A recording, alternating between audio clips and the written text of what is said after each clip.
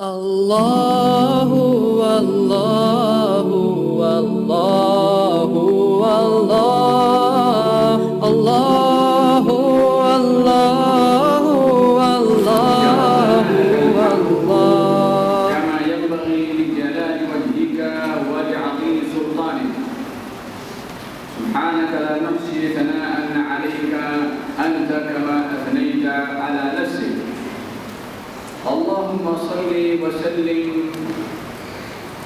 على سيدنا محمد طب القلوب ودوائها وعافية الأبدان وشفائها ونور الأبصار وضيائها وقوت الأرواح وغذائها وعلى آله وصحبه وسلم تسليما كثيرا أما بعد السلام عليكم ورحمة الله وبركاته. Di antara nikmat yang besar diberikan oleh Allah Subhanahu wa taala adalah nikmat taufik. Taufik adalah merupakan satu kalimat yang terpenting dan termulia yang turun daripada langit ke bumi adalah kalimat taufik.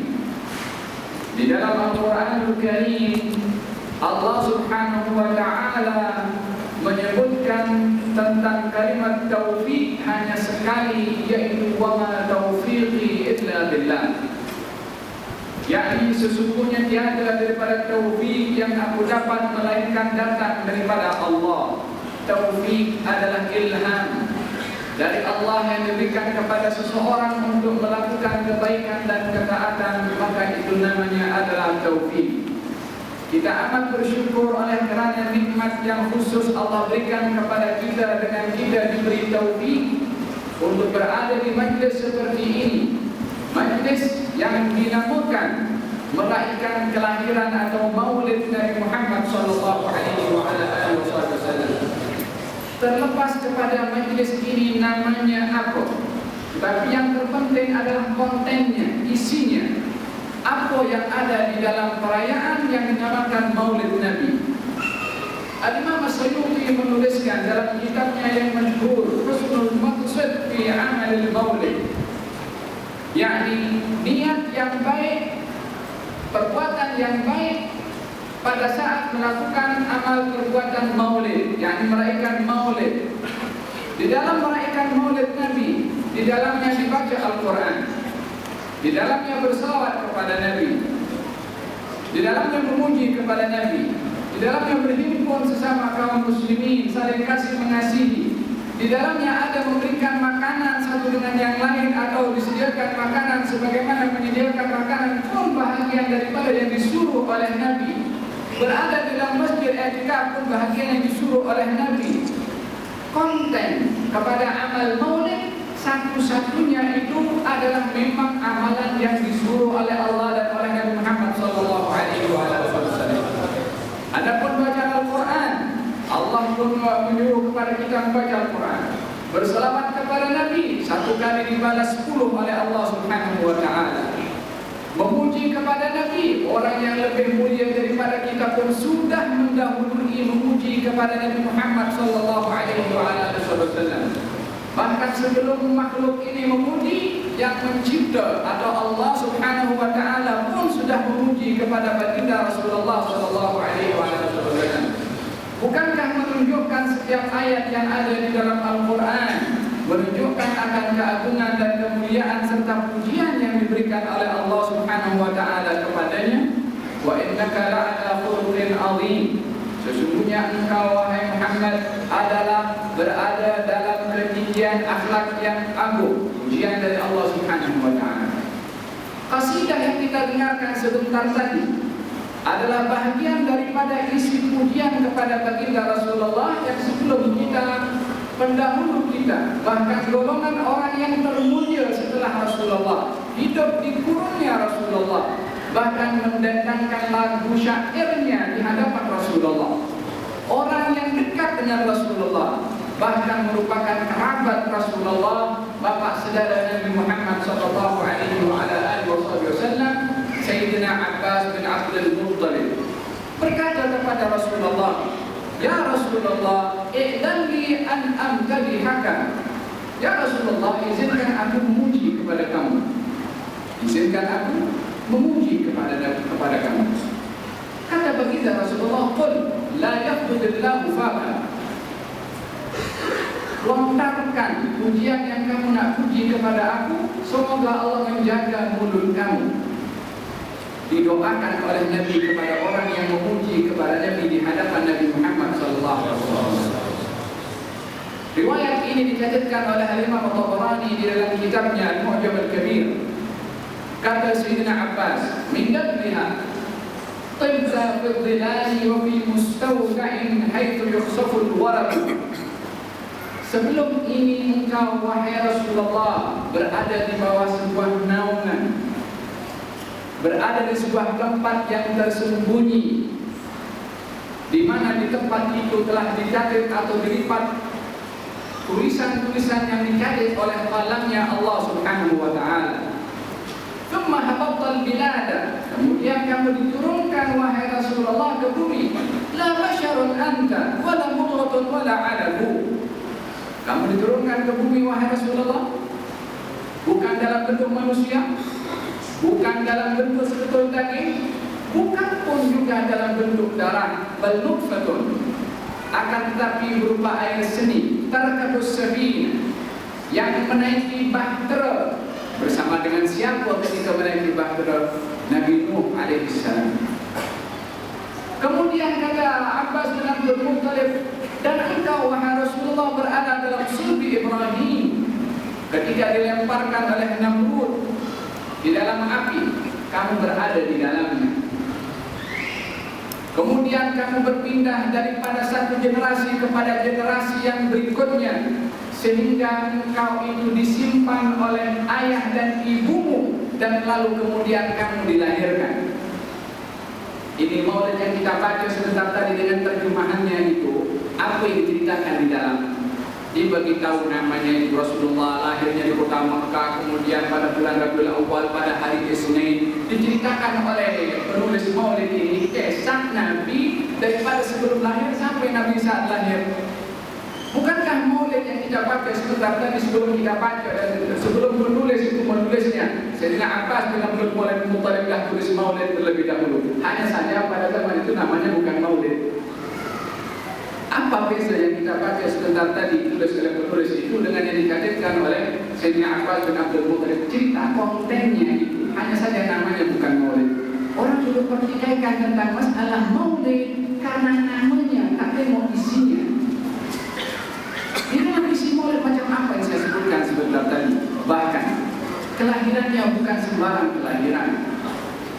Kalau di dalam Al-Quran Allah suruh Nabi Musa mengingatkan kepada kaumnya agar supaya tidak lupa kepada hari kebesaran yang Allah jadikan hari kebesaran itu satu keistimewaan bagi Bani Israel. Jangan lupa. Allah berfirman dalam Al-Quran menyeru kepada Nabi Musa alaihissalam, "Wadzakirhum bi ayyamillah." Ingatkan wahai Musa kepada kaummu itu tentang ayyamillah. Ayyam itu daripada yaum, hari. Ayyamillah, hari-harinya Allah. Apa makna hari-harinya Allah? Hari di mana pada hari itu Allah tunjukkan nikmat yang besar kepada Nabi Musa alaihissalam dan kaumnya. Apa nikmat yang Allah berikan kepada Nabi Musa dan kaumnya? Diselamatkan daripada kejaran Firaun, diturunkan al-manna was-salwa, diselamatkan oleh Allah Subhanahu wa taala daripada penghambaan kepada Firaun, dipilih oleh Allah Subhanahu wa taala daripada bangsa Bani Israel ramai daripada para anbiya dan juga para aulia. Ingat itu nikmat. Walihada mereka Bani Israel ketika mengingati tentang peristiwa-peristiwa kejadian besar yang berlaku di zaman mereka, di zaman Nabi Musa alaihissalam, turun-temurun generasi demi generasi mereka mengingati hari-hari itu sehingga zaman Rasulullah SAW, yaitu ketika baginda berhijrah ke Madinah, menjumpai mereka berpuasa pada 10 bulan Muharram. Nabi tanya, kenapa kamu puasa 10 hari bulan Muharram? Dan ini adalah merupakan hari diselamatkan Nabi Musa oleh Allah daripada kejaran Firaun. Ya Bani Israel, Kamu dengan Nabi Musa itu, yani ini Bani Israel yang hidup di zaman Rasulullah lebih kurang 3000 tahun dengan Nabi Musa. Dijaga hari diselamatkannya Nabi Musa daripada kejaran Firaun sampai ke zaman Rasulullah 3000 tahun. Tidak berapa tahun dengan Nabi? Masih 1400 tahun lebih. Itu puasa 10 Muharram dijaga oleh Bani Israel, berpuasa pada hari itu disebabkan hari itu Allah selamatkan Nabi Musa. Nabi kata tak boleh kepada Bani Israel. Justru Nabi meraihkan itu. Nabi bersabda, nahnu awla bi Musa minkum. Kami lebih patut untuk bergembira karena Allah selamatkan Nabi Musa berbandingkan kamu nak gembira kepada dia. Kenapa Nabi kata kami lebih patut? Pasal mereka beriman kepada Nabi Musa tapi mengingkari ajaran yang dibawa oleh Nabi Musa. Sementara baginda Rasulullah adalah mengimani ajaran Nabi Musa, melengkapkan ajaran Nabi Musa dan menerus kepada ajaran yang dibawa oleh Nabi-Nabi sebelumnya. Kami lebih patut, kami lebih wajib, kami lebih diutamakan untuk meraihkan diselamatkannya Nabi Musa oleh Allah daripada kejaran Firaun berbandingkan kamu. Nabi pun berpuasa pada 10 hari bulan Muharram. Pasal apa? Pasal hari diselamatkan Nabi Musa oleh Allah daripada kejaran Firaun. Bukankah malam Rabiul Awal itu malam 12 Rabiul Awal, hari kelahiran Rasulullah, tak mempunyai nilai di sisi Allah berbandingkan diselamatkannya Nabi Musa oleh Allah daripada kejaran Firaun? Adakah hari diselamatkan Nabi Musa lebih berharga daripada hari kelahiran pembawa cahaya, pembawa keamanan, pembawa keselamatan, pembawa hidayah, pembawa kita menuju surga? Adakah hari kelahirannya lebih rendah berbandingkan hari diselamatkannya Nabi Musa oleh Allah daripada kejaran Firaun? Hasya wa kalla. Al-Imam Ibnu Hajar Al-Asqalani ketika menceritakan tentang mengupas tentang satu hadis di dalam Sahihul Bukhari, seseorang yang datang kepada baginda Rasulullah lalu bertanya, ya Rasulullah, maka taqulu fi shaumi yaum al-Jumat, pada hari Senin Rasulullah? Nabi jawab, dua. Dzaka al-yawm alladhi wulidtu fihi wa unzila alayya. Itu hari aku dilahirkan, itu hari Isnin aku dilahirkan, dan pada hari itu juga aku diturunkan wahyu oleh Allah Subhanahu wa taala, menceritakan tentang kelahiran dan kenabian, menceritakan tentang kelahiran dan kenabian. Yang ditanya oleh penanya itu apa hukum puasa hari Senin? Kalau dijawab sunnah, selesai masalah. Kalau dijawab silahkan pun mengandungkan satu sunnah. Kalau Nabi mengangguk pun juga sudah memaknai satu ibadah berpuasa pada hari Isnin. Tapi Nabi tidak mengangguk, tidak mengatakan boleh atau sunnah, ataupun tidak menyuruh sahaja buatlah kamu berpuasa. Tapi Nabi bagi semangat. Kau tanya kepada aku tentang puasa hari Senin, itu hari aku dilahirkan. My birthday. Dan hari aku diangkat oleh Allah Subhanahu wa taala menjadi nabi. Kenabian Nabi itu nikmat, seperti mana kelahiran Nabi adalah nikmat. Makanya ditunjukkan nikmat itu dengan gembira dan syukur kepada Allah Subhanahu wa taala. Kamu berpuasa pada hari Isnin, hari aku dilahirkan dan aku diangkat menjadi nabi, sunnah sebagai tanda kamu syukur kepada Allah Subhanahu wa taala. Kata Sayyidina Al-Imam Ibn Hajar Al-Asqalani menukil sebuah riwayat yang disandarkan olehnya kepada Sayyidina Abbas bin Abdul Muttalib, bapak saudara Nabi, mengatakan, aku bermimpi. Di dalam mimpi aku melihat Abu Jahal. Bukan Abu Jahal tapi Abu Lahab. Aku bermimpi melihat kepada Abu Lahab dan aku tanya kepadanya, apa nasihat yang kamu alami di dalam tubuhmu wahai Abu Lahab? Dia adik-beradik dengan Abbas bin Abdul Muttalib. Kata Abu Lahab, aku mendapati aku diseksa bermula aku masuk dalam tubuh.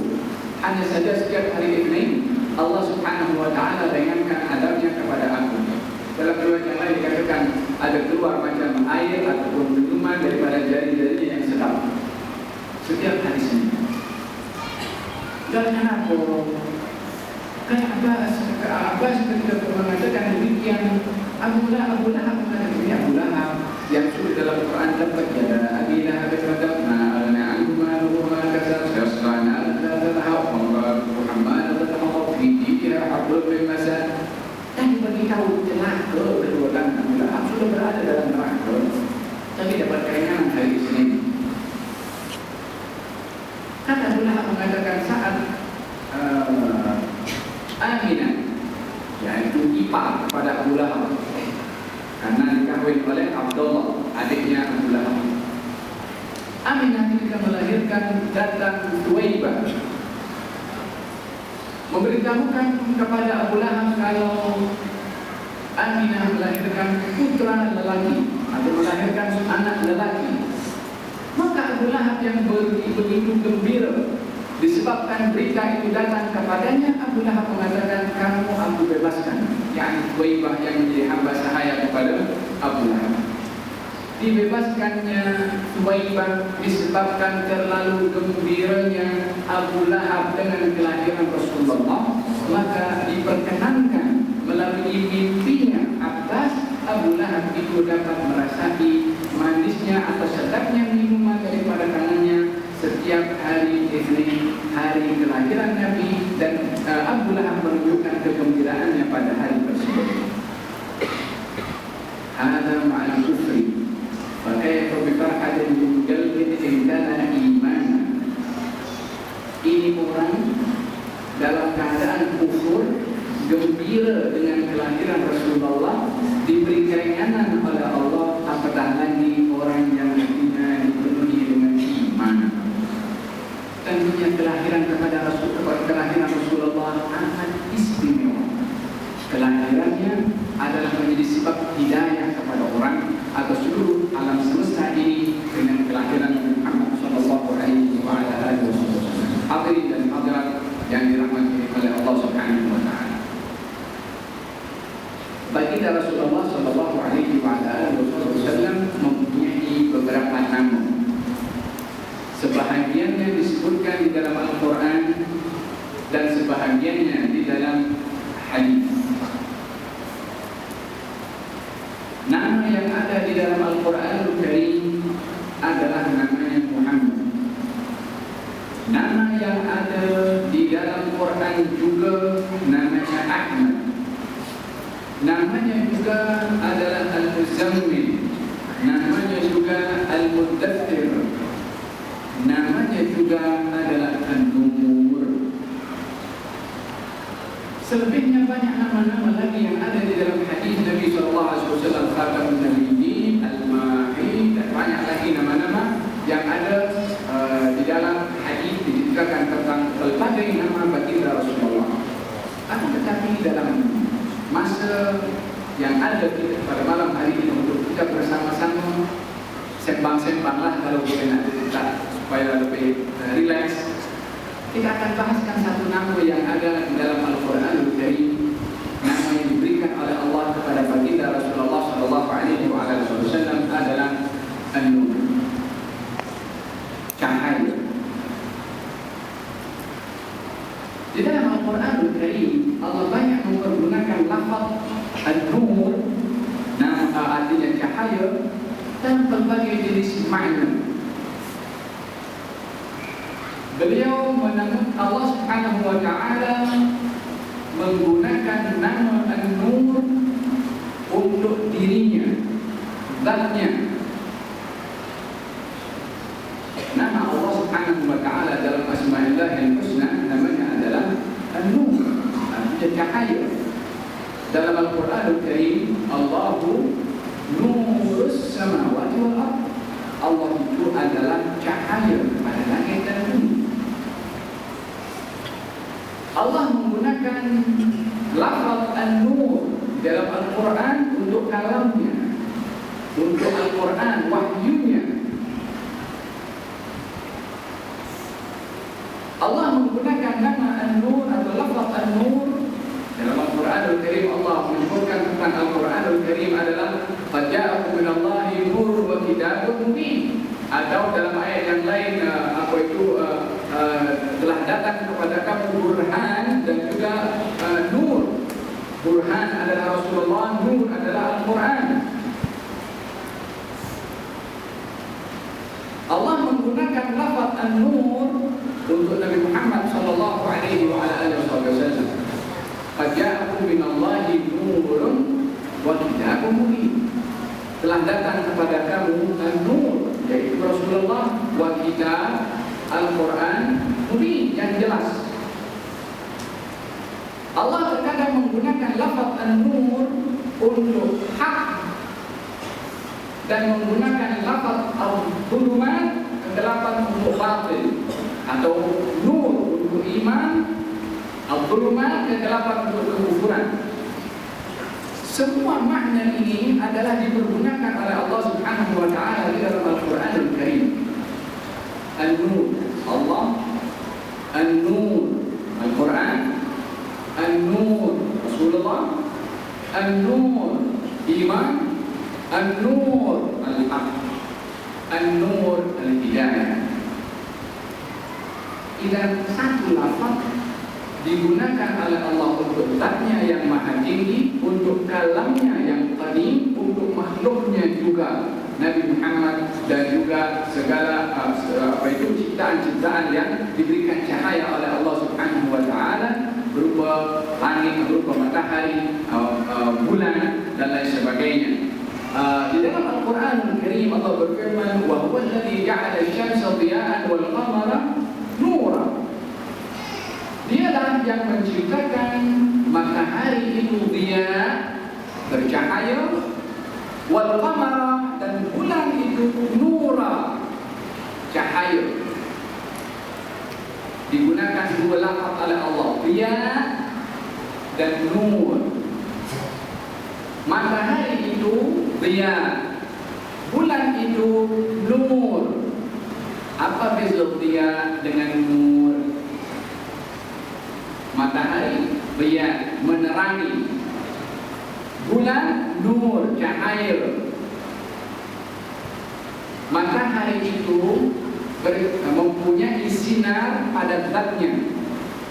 Memang itu matahari sendiri memang bersinar. Tapi bulan adalah tidak bersinar pada zatnya, tapi dia menyimpan sinar daripada matahari yang disimpan oleh bulan, kemudian menampakkan sinaran. Oleh karena demikian, nama yang diberikan oleh Allah kepada baginda Rasulullah bukan dia, yang bukan tubuh badannya itu bersinar seperti matahari, tapi bukan juga tubuh badannya tidak bersinar. Tubuh badannya bersinar, tapi sinarannya adalah berupa nur.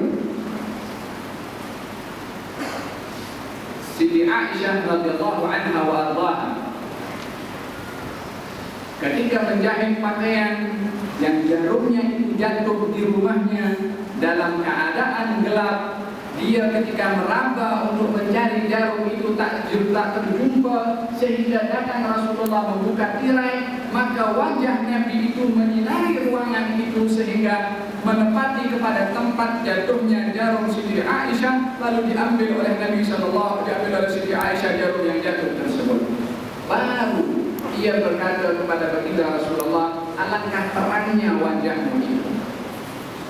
Ini terangnya pada wajah secara fisikal, hissi, menerangi ruangan ini. Kemudian baginda Rasulullah sallallahu alaihi wasallam ketika berhijrah ke Madinah, kata Sayyidina Anas mengatakan, ketika baginda Rasulullah sampai ke Madinah, adha'at lahu kullu syai', semua yang ada di Madinah itu bersinar. Apa makna semua di Madinah itu bersinar? Adakah keluar sinar daripada tubuh badan Nabi menyinari kepada kota Madinah? Nampak gelap melebihi daripada nampaknya gelapnya kota Madinah di hari wafatnya Rasulullah sallallahu alaihi wasallam.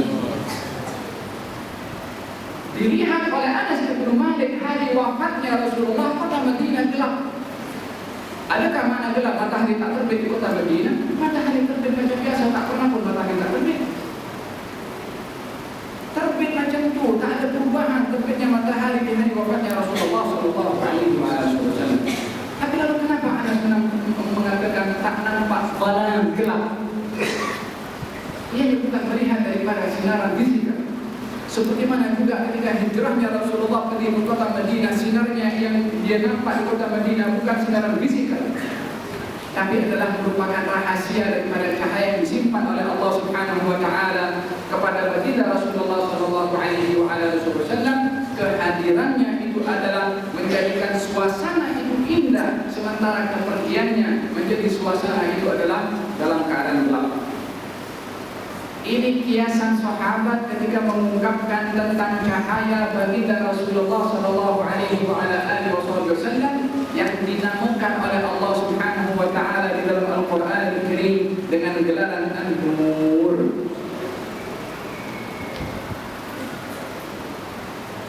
Cahaya yang diberikan oleh Allah Subhanahu wa taala kepada baginda Rasulullah adalah cahaya yang istimewa, walaupun di sana ada cahaya yang Allah berikan kepada lain-lain makhluknya. Bahkan tafsiran daripada ahli tafsir ketika menafsirkan Allah nurus samawati wal ard, Allah itu cahaya kepada langit dan bumi. Apa makna Allah cahaya kepada langit dan bumi? Allah yang memberi cahaya kepada langit dan bumi. Allah yang menjadikan matahari itu bercahaya. Allah yang menjadikan planet-planet itu mempunyai cahaya. Allah yang mempunyai cahaya. Cahaya itu diberikan oleh Allah Subhanahu wa taala kepada makhluknya, sehingga masing-masing mendapat sinaran daripada cahaya mengikut tabiat makhluk itu. Bila mana di dalam hadis baginda Rasulullah bersabda, "Al-baitul ladzi yuqra fihi al-Qur'an yatara'a li ahli as-sama' kama tatara'a an-nujum li ahli al-ardi."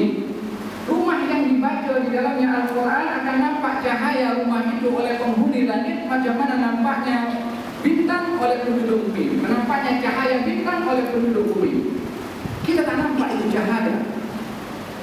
Yang nampak pada dinding rumah kita baca Al-Quran Al-Karim, itu lampu yang kita pakai di rumah macam itu juga. Lalu cahaya itu datang daripada mana? Cahaya yang berbeza, bukan apa yang terlintas dalam pikiran kita. Cahaya mempunyai makna yang lebih luas berbandingkan kepada satu sinaran tertentu. Walaupun baginda Rasulullah sallallahu alaihi wasallam adalah mempunyai sinaran pada fisikalnya, mempunyai sinaran pada hidayahnya, mempunyai sinaran pada ajaran yang dibawa oleh baginda Rasulullah sallallahu alaihi wasallam. Hadirin hadirat yang dirahmati oleh Allah Subhanahu wa taala, kita dapat memahami daripada apa yang saya sampaikan sebelum tadi, arti cahaya itu adalah amat luas. Kepada baginda Rasulullah, ianya adalah mempunyai cahaya fisikal, seperti mana yang saya sebutkan dalam kisah Siti Aisyah. Hidayahnya juga mempunyai cahaya karena menerangi orang itu menuju kepada jalan yang benar. Bahkan cahaya yang ada pada hidayah atau ajaran yang dibawa oleh baginda Rasulullah bukan kekal kepada ajarannya sahaja, tapi berpindah kepada orang yang melakukan ajaran tersebut untuk diberi cahaya oleh Allah Subhanahu wa taala. Dan cahaya yang diberikan melalui ajaran cahaya yang fisikal. Kata baginda Rasulullah sallallahu alaihi wasallam ketika menceritakan kepada salah seorang sahabat Nabi, nanti aku adalah orang yang pertama akan diizinkan oleh Allah untuk bangkit daripada kubur. Aku adalah orang pertama yang akan mengangkat kepala ketika bangkit daripada kubur, sementara semua orang adalah sedang menundukkan kepalanya karena haibah dan takut kepada Allah Subhanahu wa taala. Aku ketika mengangkat kepala, kata baginda Rasulullah, pada mahsyar nanti, aku melihat, aku dapat mengenal pasti umatku yang berada di hadapan aku. Ketika aku menoleh ke kanan dan ke kiri, aku dapat mengesan dan kenal pasti yang mana satu daripada umat aku di kanan dan di kiri. Demikian yang ada di belakang. Di sekeliling umat manusia yang semua bercampur menjadi satu nanti di padang mahsyar, Nabi boleh tahu yang mana satu umatnya, yang mana satu bukan. Berapa bilion manusia pada waktu itu? Sahabat itu bertanya kepada Rasulullah, bagaimana kamu boleh tahu umat yang mana satu dalam keadaan mereka itu pandangan sejauh mata memandang dengan manusia, bahkan lebih daripada itu. Kata baginda Rasulullah, akan dibangkitkan umatku nanti di hari kiamat, qurran muhajjalin min athiril wudu. Akan dibangkitkan umatku nanti di hari kiamat dalam keadaan bercahaya pada dahinya dan juga bercahaya pada anggota tangan dan juga kakinya. Akan dikenal pasti oleh Nabi ini umatku itu daripada apa? Nur, cahaya. Daripada cahaya datang daripada mana? Daripada kesan daripada wudu, yang mana wudu itu ajaran Nabi yang bercahaya. Wudunya bercahaya, orang yang berwudu akan diberi cahaya fisikal untuk dikenal oleh Nabi Muhammad sallallahu alaihi wasallam. Idan secara fisikal tubuh badan manusia ini pun bercahaya juga.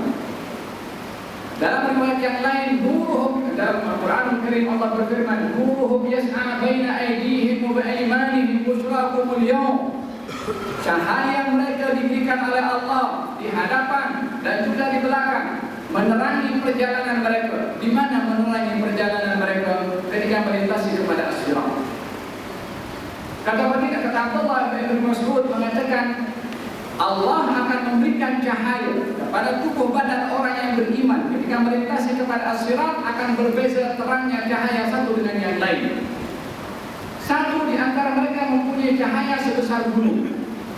Satu lagi mempunyai cahaya, kata Abdullah bin Mas'ud, yang luasnya adalah daripada Sana'a menuju ke Adan. Di Hadramaut ada satu negeri namanya Sana'a. Itu cahaya dapat menerangi daripada Sana'a sampai ke Adan, entah berapa ratus kilo. Kalau perjalanan naik kereta daripada Sana'a ke Adan 4 jam lebih kurang. Cahaya orang itu menerangi sampai ke sana. Ini baru cahaya orang biasa. Cahaya baginda Rasulullah sallallahu alaihi wasallam yang menceritakan ibunya Siti Aminah. Menceritakan, kata baginda Rasulullah, ibuku memberitahukan ketika melahirkan aku, dia melihat cahaya yang menerangi istana Kisra di Persia dan istana Busra di negeri Syam. Ini Siti Aminah di Mekah, di rumah gubuk kecil, berhampiran dengan Ka'bah rumahnya, nampak istana dan juga nampak isi istana.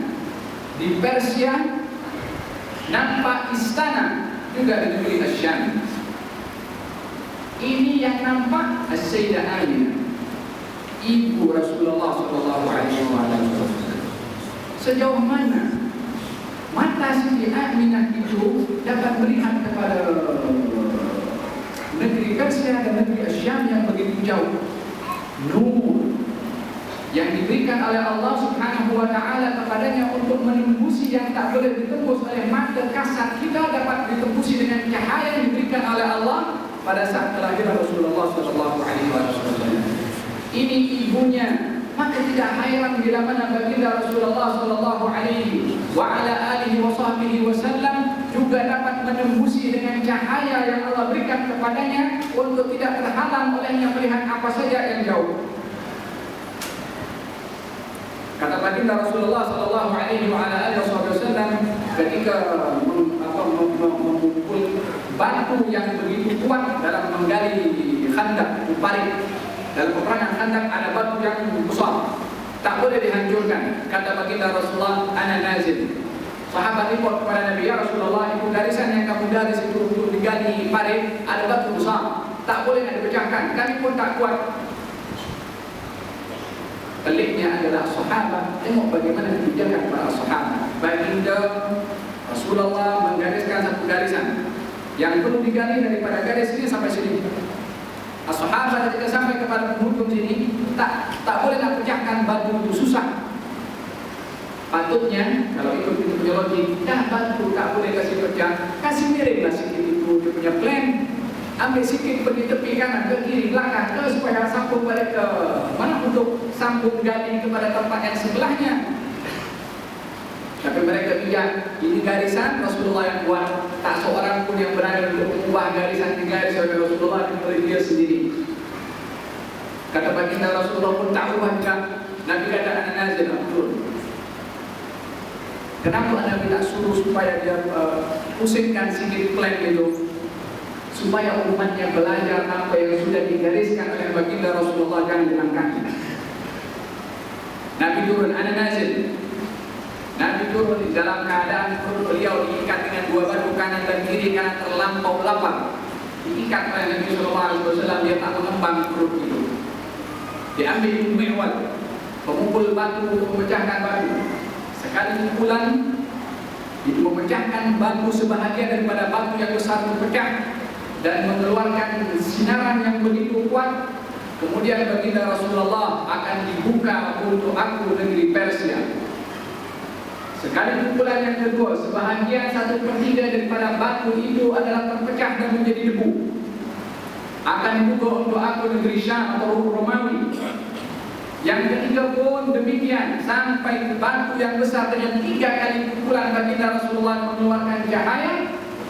Baginda mendapat melihat tempat-tempat yang akan sampai agama itu kepada tempat tersebut, Persia, Romawi, dan juga satu negeri yang lain. Daripada manakah Nabi boleh nampak itu semua? Dengan cahaya yang Allah bagi kepadanya. Kata kaum munafik ini yang tak nampak cahaya itu, kita duduk sembunyi sekarang pasal takut dengan jumlah besarnya kaum musyrikin yang terlalu banyak. Salah satu di antara kita nak buang air pun maaf cakap takut karena musyrikin yang terlalu banyak dengan kekuatannya. Ini dulu cakap nak kuasai kepada Romawi, nak kuasai kepada Persia, nak kuasai negara-negara yang kuat. Kita nak pergi minyak air takut. Yang nak buang hajat pun takut. Ini mentaliti kaum munafikin yang tak punya cahaya, yang tak ada nur untuk melihat kepada zat nur. Maka dia adalah mahbus, yakni terpenjara dengan pahamannya yang material, melihat kepada lahiriah sahaja. Tapi bagi kaum muslimin, Allahu Akbar, percaya kepada yang berbicara yang tidak pernah berbicara daripada yang boleh nampak itu semua cahaya yang dilipat oleh Allah Subhanahu wa taala bumi ini untuk dapat melihat perkara yang orang lain tak nampak. Wahakala ketika baginda Rasulullah sallallahu alaihi wasallam menceritakan tentang perkara peperangan yang berlaku di Jordan sementara Rasulullah di Madinah, diberitahu Ja'far bin Abi Thalib syahid, Zaid bin Harith syahid, kemudian Abu Ubaidah Abdullah bin Rawahah pun syahid. Daripada mana beliau tahu? Pandangannya tembus yang dapat yang tidak dihalang dengan angin, cuaca, dengan apa saja, nur yang Allah beri kepadanya. Wahakala ini ibunya tadi. Apatah lagi baginda Rasulullah sallallahu alaihi wasallam, kata Sayyidina Abdullah bin Mas'ud ketika menafsirkan tentang orang yang beriman itu nanti di hari kiamat akan diberikan cahaya seluas antara Aden dengan Sana'a, ada yang sebesar gunung, ada yang sebesar pokok korma, ada yang sebesar orang, ada yang mempunyai cahaya pada jarinya. Sekali dia mati, sekali dia menyala. Sekali dia mati, sekali dia menyala. Apa yang membedakan? Amalnya. Sehingga ada seorang yang beriman yang melintasi kepada as-sirat, itu neraka Jahannam yang menjadi tempat bawah bentangkan as-sirat, wa minkum illa wariduha. Masing-masing daripada kamu mesti melintasi kepada as-sirat itu. Ketika seorang mukmin itu melintasi kepada as-sirat, neraka Jahannam itu berkata, "Juz ya mukmin fa inna nuraka tahribuni." Wahai orang beriman, cepat kamu pergi laju.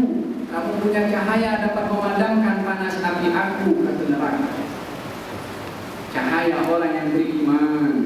Daripada satu orang umat Nabi Muhammad sallallahu alaihi wasallam, apatah lagi para anbiya, apatah lagi sayyidul anbiya Nabi Muhammad sallallahu alaihi wasallam. Dia adalah nur yang dijadikan atau dipilihkan oleh Allah Subhanahu wa taala. Kalau beliau bukan nur, apa sebab hari-hari, setiap hari baginda berdoa kepada Allah Subhanahu wa taala, Allahumma ij'al fi qalbi nura, wa fi qalbi nura, wa fi sam'i nura, wa fi basari nura, fi lahmi nura, wa fi dami nura. Ya Allah, jadikan hati aku, berikan kepada hati aku cahaya, dalam tubuh aku cahaya, dalam telinga aku cahaya, pada mata aku cahaya, kemudian pada darah aku cahaya, pada daging aku cahaya, pada kulit aku cahaya. Jadikan cahaya di hadapan aku, cahaya di belakang aku, cahaya di kanan aku, cahaya di kiri aku. Jadikan aku cahaya. Bukankah dia sudah menjadikan Allah cahaya, meminta cahaya? Rabbana atmim lana nurana. Ya Allah, sempurnakan kepada kami cahaya yang Engkau bagi kepada kami. Meminta kesempurnaan nur yang sudah diberikan diberikan oleh Allah Subhanahu wa taala kepada seseorang hamba. Memberikan permisalan di dalam Al-Quran tentang dua golongan, yang satu punya cahaya, yang satu tak punya cahaya, antara kaum munafikin dan juga kaum mukminin.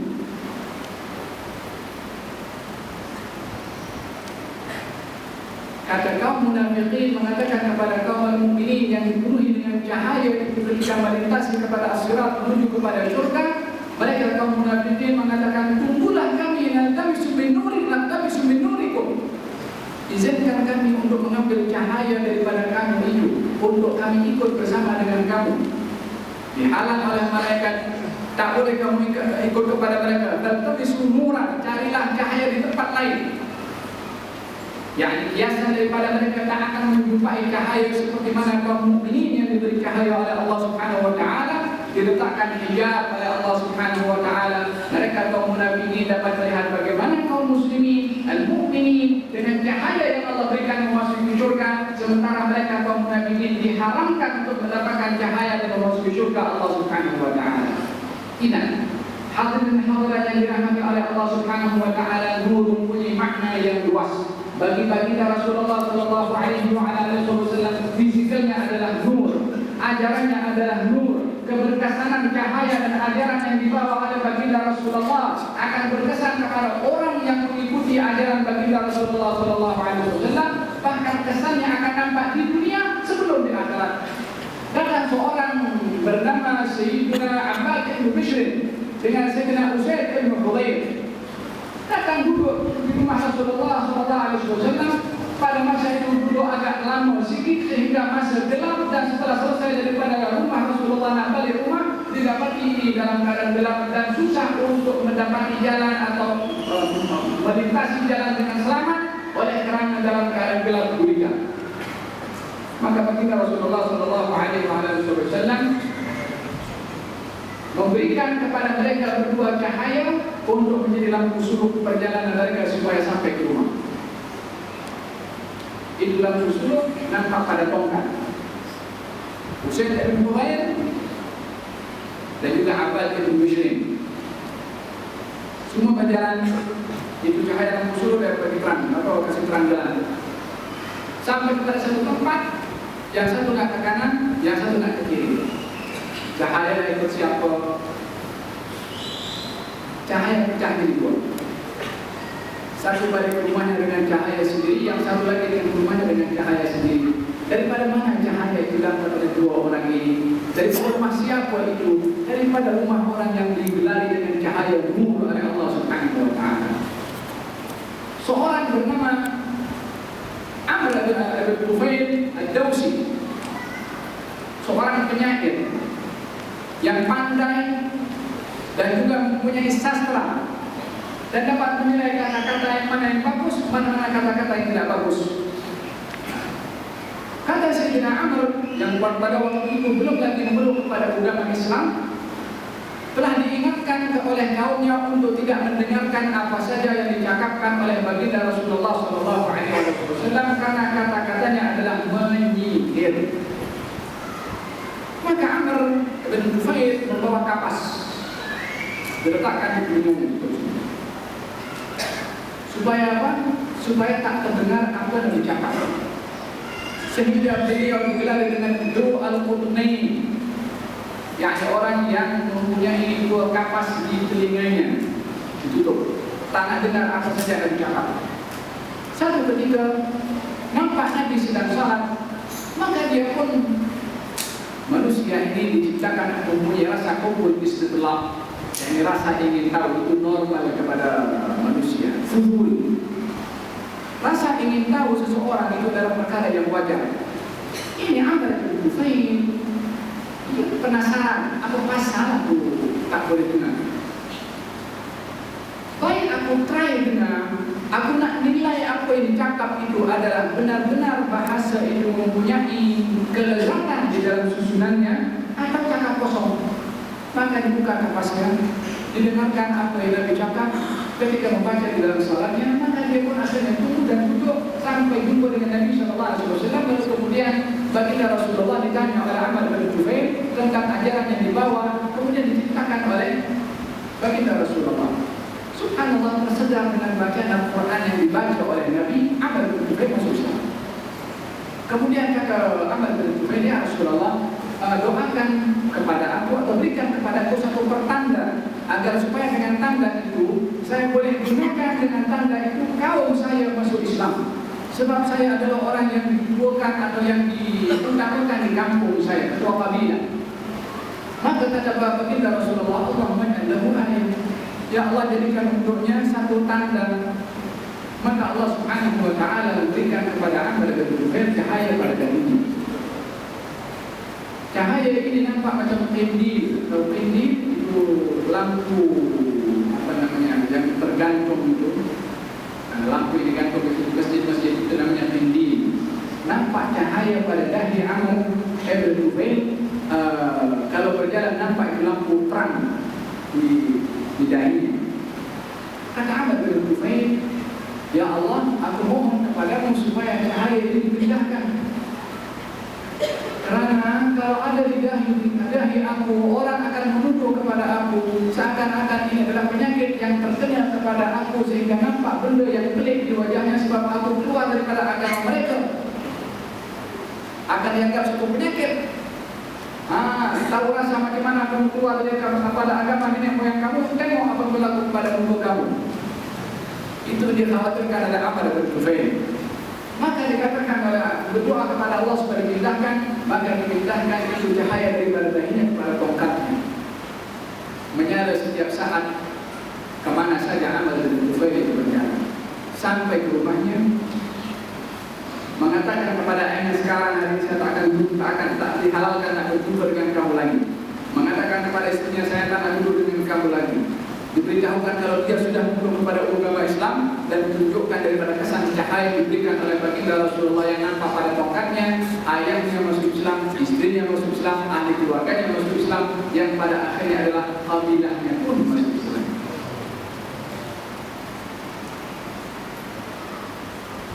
Profesor Dr. Ahmad Umar Hashim, Rektor Al-Azhar University yang dahulu, menuliskan satu artikel. Tajuk artikel itu adalah An-Nurul Muhammadi, cahaya Nabi Muhammad. Diceritakan berbagai dalil tentang cahaya Nabi Muhammad sallallahu alaihi wasallam. Orang banyak mempertikaikan tentang cahaya Nabi Muhammad ini adalah dengan ini cahaya diberikan oleh Allah daripada cahaya Allah Subhanahu wa ta'ala.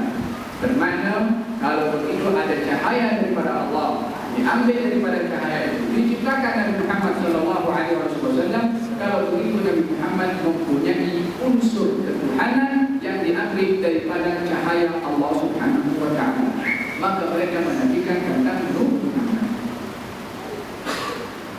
Kalau logiknya seperti itu, bagaimana kalau kita tanyakan kepada orang yang berkata begitu dengan firman Allah Subhanahu wa ta'ala ketika menciptakan Nabi Adam alaihissalam, diberitahukan kalau wa nafakhtu fihi min ruhi. Wa nafakhtu dari api Allah, dari ruh api. Ini dalil yang dulu dipakai oleh kaum Kristen ketika datang kepada baginda Rasulullah sallallahu alaihi wasallam untuk membenarkan dakwahan mereka bahwasanya Isa itu anak Tuhan, dengan mengatakan, ya Muhammad, kamu mengatakan dalam kitab kamu yang Al-Quranul Karim kalau Isa itu adalah ruhullah, yakni ruh kepada Allah. Kata baginda Rasulullah, benar. Kalau begitu, yang membenarkan Isa itu anak Tuhan sebagaimana keyakinan kami seperti itu adalah kitab kami juga, yakni Al-Quranul Karim. Mereka tak mahu dengar ayat-ayat yang mengatakan bahwasanya laisa kamitslihi syai'un wa huwas samiul basir. Allah tak sama dengan makhluknya. Lam yalid wa lam yulad. Allah itu tidak melahirkan dan tidak dilahirkan. Tapi nak berhenti kepada satu ayat, satu bahagian, ditinggalkan yang lain. Sama juga dengan orang yang mendakwa Nur Muhammad itu adalah diambil daripada cahaya Allah, dimasukkan dan dijadikan daripada cahaya itu Nabi Muhammad, sehingga dengan itu Nabi Muhammad mengandungi cahaya Allah dan ada unsur Tuhan macam Kristen. Lalu bagaimana dengan firman Allah Subhanahu wa taala, "Wa la nafkhu min ruhi." Dan aku hembuskan kepada Nabi Adam alaihissalam daripada ruh aku, kata Allah Subhanahu wa taala. Bermakna Nabi Adam pula ada unsur ketuhanan pada ruh yang dihembuskan oleh Allah Subhanahu wa taala. Hasya wa kalla. Tidaklah dapat dipahami secara simpel seperti itu tentang pemahaman tentang nur ataupun ruh pada Allah Subhanahu wa taala. Dan tidaklah dipahami ruh itu dapat dipisahkan, nur itu dapat dipisahkan, yang daripada ruh jadi Nabi Adam, daripada nur jadi Nabi Muhammad sallallahu alaihi wasallam. Maknanya lebih luas daripada apa yang terlintas dalam pikiran kita. Tapi kita dapat memahaminya melalui bagaimana yang telah ditampilkan oleh Allah di dalam Al-Quran, dan bagaimana Nabi sendiri juga menunjukkan. Kata Dr. Ahmad Umar Hashim ketika menceritakan tentang nur Nabi Muhammad sallallahu alaihi wasallam, menceritakan tentang Syekhul Azhar, Al-Syekh Al-Ustaz Al-Doktor Profesor Abdul Halim Mahmud yang pernah menjadi Syekhul Azhar dahulu.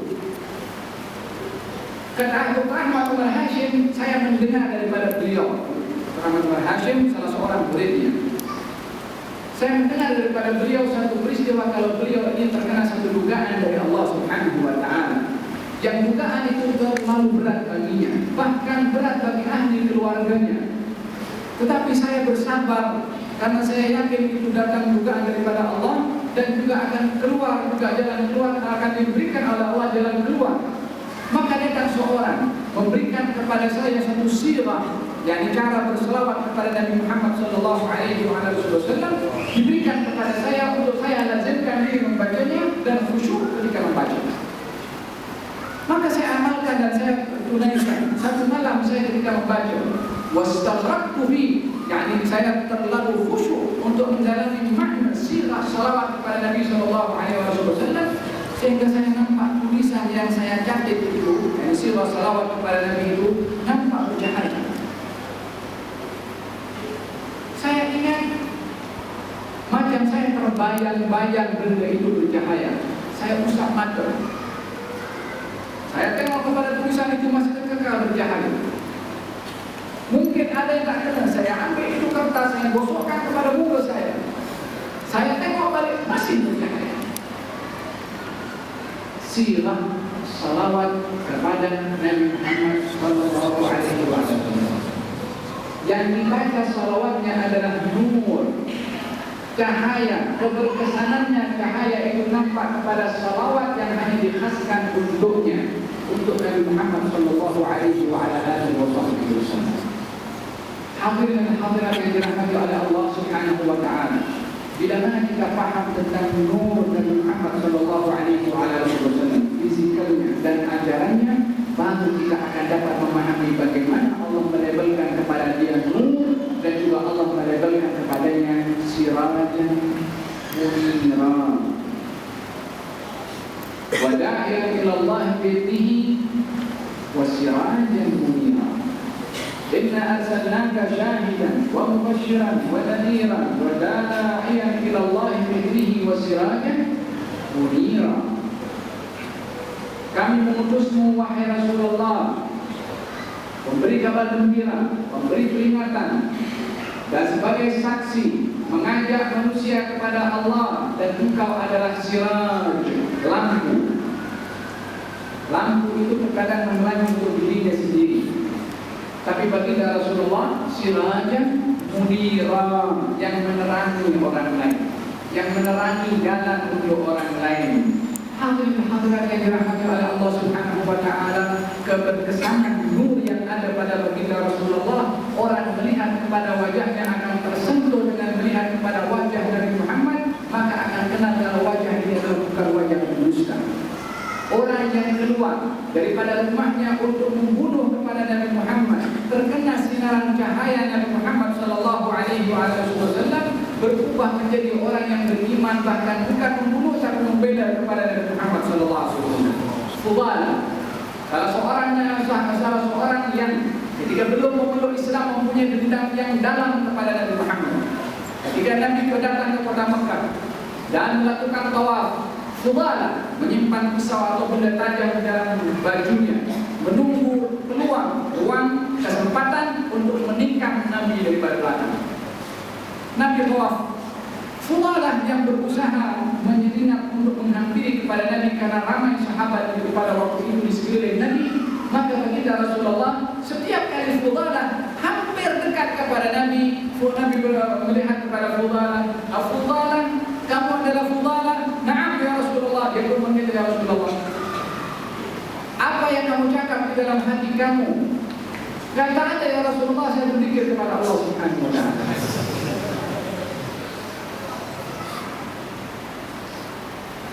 Dia pusing lagi, berusaha menghampiri kali yang kedua. Sudah hampir dan menolak. Apa yang kamu cakap di dalam hati kamu, wahai Fudalah? Dia beri jawaban yang sama. Kali yang ketiga, Nabi terus menghampiri kepada Fudalah, meletakkan tangannya pada dadanya. Dada Fudalah yang dipenuhi dengan kebencian, yang dipenuhi dengan keazaman untuk membunuh kepada An-Nur. An-Nur pada tangan Nabi SAW bukan nur fisikal. Pada Nabi Musa akan nampak cahaya nur fisikal. Baginda Rasulullah SAW menyentuh kepada dada Fudalah, dibacakan doa oleh Nabi SAW. Tidak diangkat tangannya, kata Fudalah, melainkan tak ada perkara yang aku benci melebihi daripada kebencian aku kepada kemungkaran yang dilarang oleh Allah Subhanahu wa ta'ala. Fudalah yang sebelumnya suka cakap main perempuan, setelah tawaf waktu itu dan didoakan oleh Nabi, keazaman untuk membunuh berubah.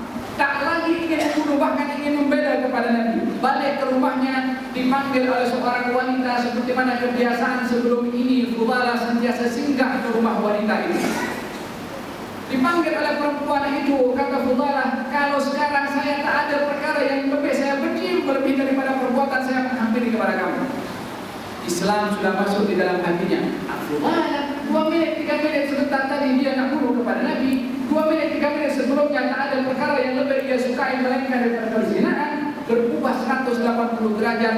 Nur yang masuk kepada Fudalah melalui tangan Nabi Muhammad SAW.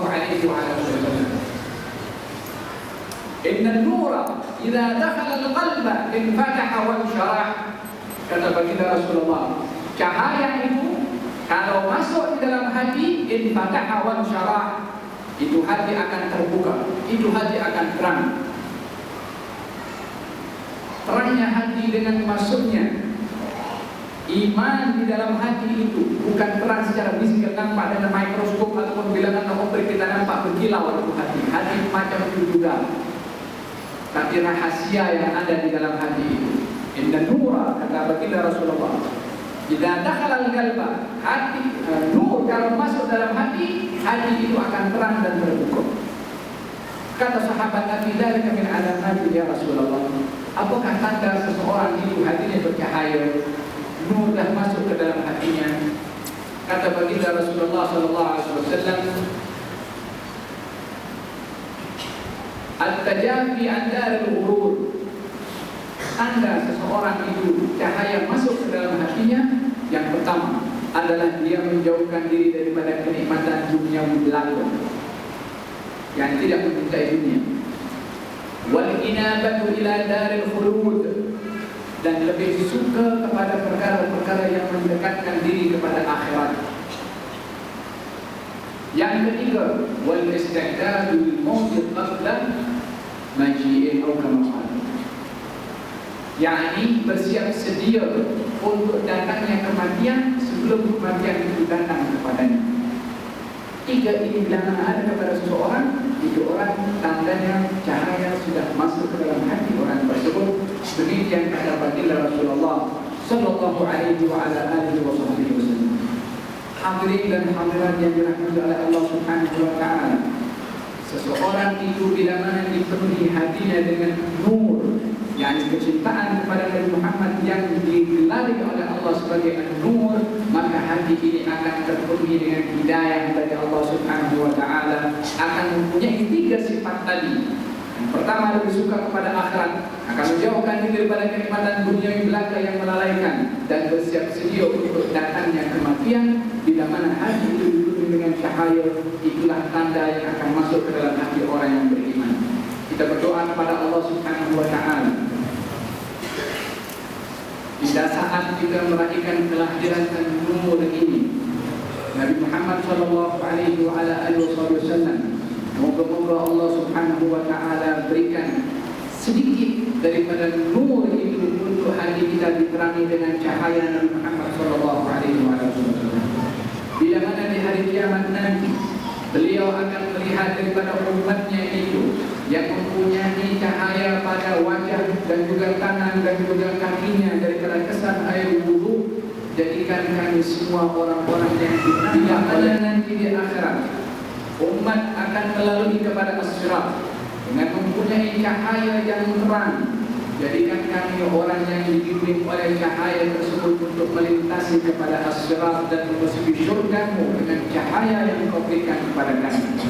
Bila mana diseru nanti di hari kiamat tentang golongan orang-orang yang diberikan cahaya oleh Allah, oleh-Mu ya Allah, di hadapan dan juga daripada belakang, dan disempurnakan juga oleh-Mu cahaya itu. Jadikan kami orang-orang yang mempunyai cahaya tersebut, dan kami juga orang-orang yang berdoa kepada-Mu, Rabbana atmim lana nurana.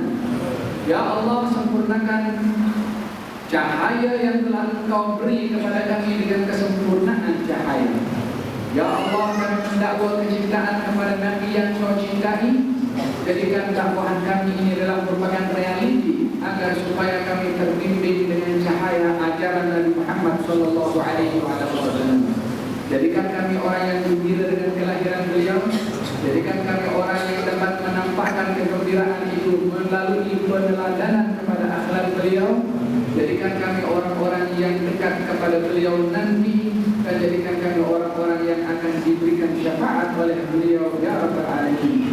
Allahumma inna muhda wajalna min nisa'il fidda wa la tuwadina waliyan siwa wa la tajanna min khalaqa marana wa asar.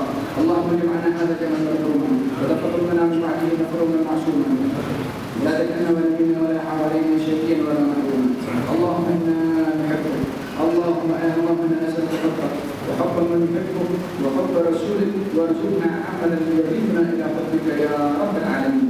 اللهم يا من قد اهل الخير والخير عنهم عليه، وفقنا للخير واعنا عليه. اللهم اهدنا بالهدى واجعلنا من شارك الله، ولا تولنا وليا سواك، ولا تجعلنا ممن خالف امرك وعصاك. اللهم اغفر ذنوبنا واستر عيوبنا، ولا تفضحنا الفضيحه. قربنا اليك يا رب العالمين، قربنا الى حبيبك محمد صلى الله عليه وسلم، وادخلنا معه الجنة فإنه أول من يدخلها يا أرحم الراحمين يا أرحم الراحمين يا أرحم الراحمين. وصلى الله على سيدنا محمد وعلى آله وصحبه وسلم، والحمد لله رب العالمين. السلام عليكم ورحمة الله وبركاته.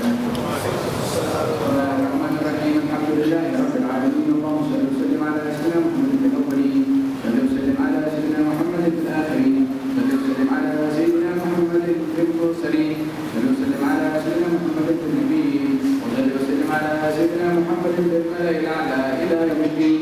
صل وسلم على سيدنا محمد وعلى آله وصحبه أجمعين. ولقد أشهد بنعم من أوصافه تغير القلوب وتهيئ الأشجان. الله قد أثنى عليه كما يسال القول منا ويكون ثنانا.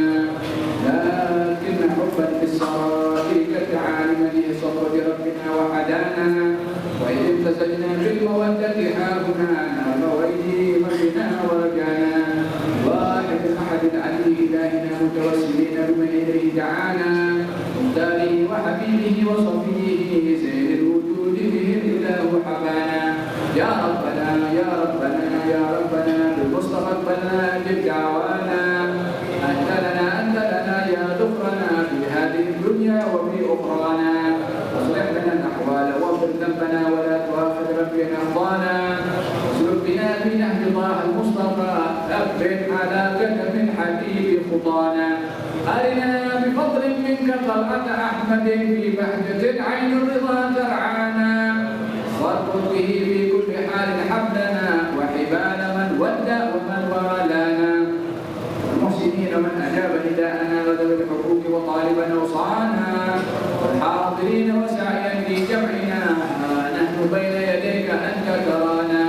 ولقد نجوت اكتب لنا واسمع بفضلك يا سميع دعانا انصر بنا سنة طه في تجارة واجمع كل من عادانا وانظر إلينا واسقنا كأسا لنا واشفي وعافي عاجلا مرضانا واغفر لنا الحاجات واحسن ختمنا عند الممات واصلح عقبانا يا رب واجمعنا واحبابا لنا في دارك الفردوس يا رضوانا يا رب واجمعنا واحبابا لنا في دارك الفردوس يا رضوانا يا رب واجمعنا واحبابا لنا في دارك الفردوس يا رضوانا مصطفى صل عليه واله ما حركت ريح الصفا اوصانا سبحان ربك رب العزه عما يصفون سلام على المرسلين والحمد لله رب العالمين ان الله وملائكته يصلون على النبي يا ايها الذين امنوا صلوا عليه وسلموا تسليما الصلاه والسلام عليك يا سيد المرسلين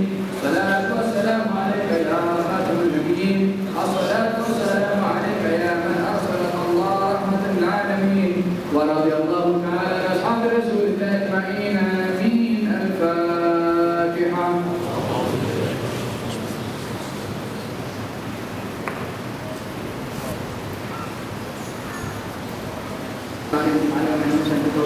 يا أولى الأولين يا آخر الآخرين ويا القوة المتين يا راحم المساكين يا أرحم الراحمين يا أرحم الراحمين يا أرحم الراحمين وصلى الله على سيدنا